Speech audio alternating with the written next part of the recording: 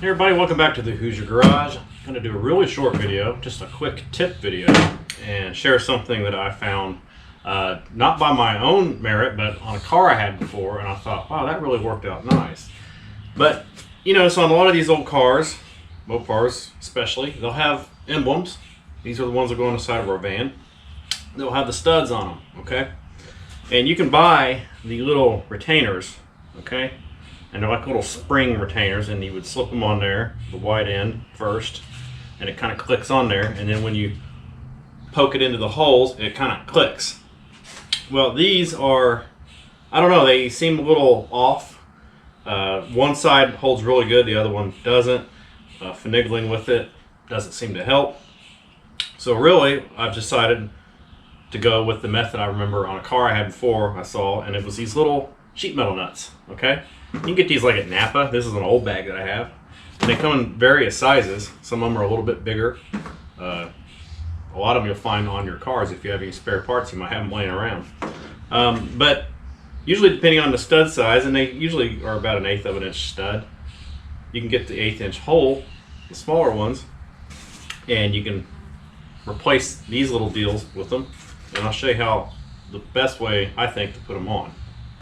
So first we want to take off the old retainers, and some of them are, depending on the condition they're in, they might just fall off, break off, whatever. Some of them will just fall off with a little bit of a, you know, coaxing and all that kind of stuff. These, like that, you can kind of grab them by the ends or the sides, and they should just pop out.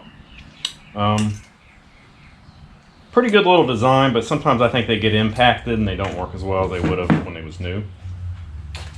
So I have a 5/16 open end wrench and boxed in, and what I like to do is put it on here where it's level, support the emblem, take your 5/16 and try to be as even as possible, and you can start to cut a thread into it. Lift up, try to stay consistent.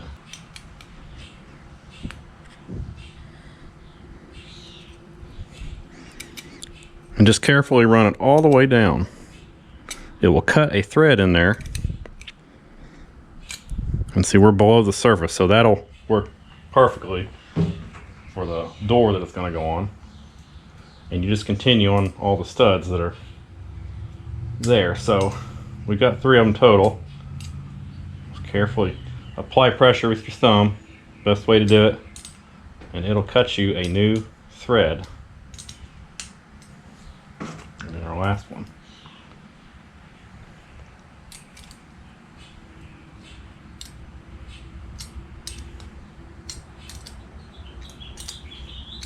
Okay, so pretty much ready to go. All you gotta do is just take them off and then install them on the door.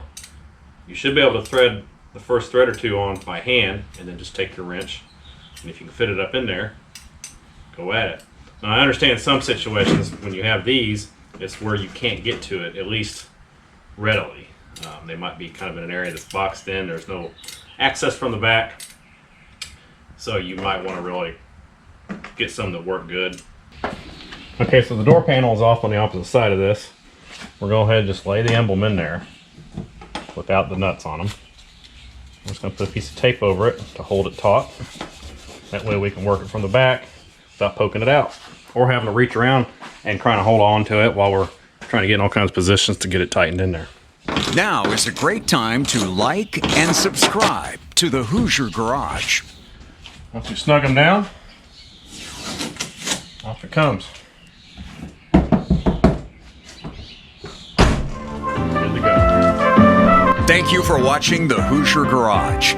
Please be sure to like and subscribe for more restoration, tips, and fun.